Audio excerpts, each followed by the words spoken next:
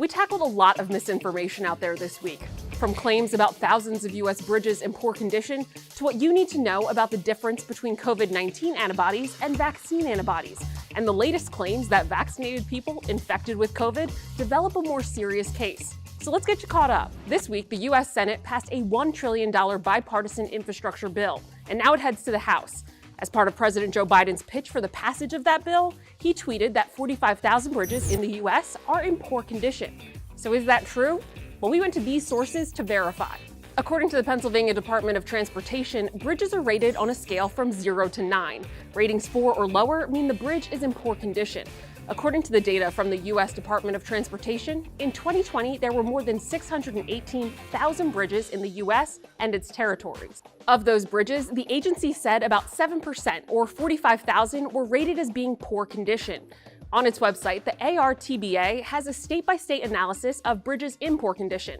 West Virginia, Iowa, and Rhode Island have the most. So we can verify this as true.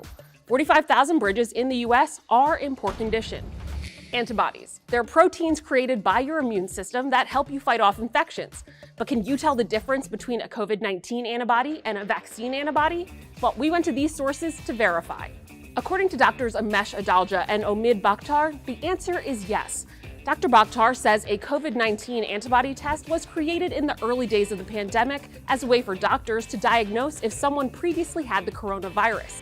It looked for antibodies to the nucleocapsid protein, which only appears in those who have had the virus.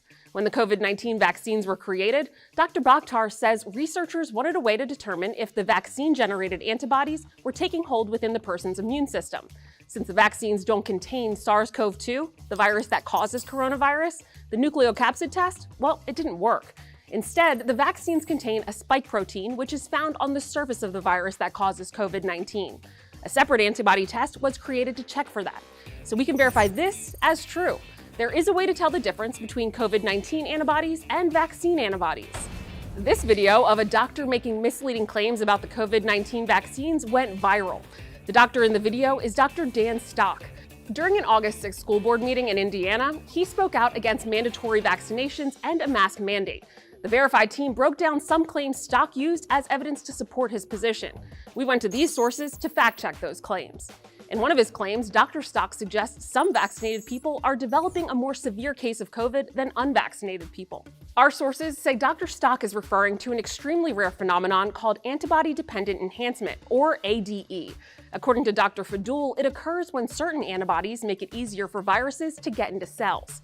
If the COVID-19 vaccines caused ADE, Dr. Fadul says people who are vaccinated would have more severe disease. Dr. Gabriel Boslet confirms that ADE is legit, but says Dr. Stock may be misleading people by suggesting it's happening with COVID. The hospitals are not filled with vaccinated people. The hospitals are filled mostly, almost exclusively, with people who have not had the vaccine. So we can verify this claim as false. Vaccinated people who contract COVID-19 are not developing a more severe case than unvaccinated people. In fact, if you're vaccinated, you're more likely to get a mild case of the disease if you get infected at all. All right, we've fact-checked even more claims for you guys this week. You can find those stories and more at verifythis.com and on our social media pages at VerifyThis. I'm Mariante Till with your weekly roundup from Verify.